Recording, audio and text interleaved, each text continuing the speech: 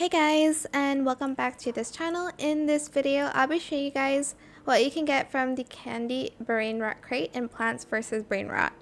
So you can get a headless horseman for a 5% chance, cascetto for a 20% chance, brankio for a 25% chance, and scalini futura for a 50% chance. It costs 100 candy corns. So let's open it. I think I already bought it. Yes. Just going to press on it. Hopefully I get something good. Please let me get something good. No! A footer. Okay, that's not too bad. Let's buy another one and see what we get. Candy Brainrot Crate.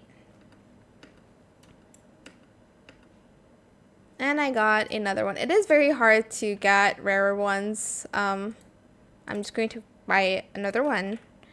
But I don't know. I don't have the best luck in opening like mystery boxes. Okay, another one. Let me see how much do they give. Okay, it's not that much. It's just 2.5k.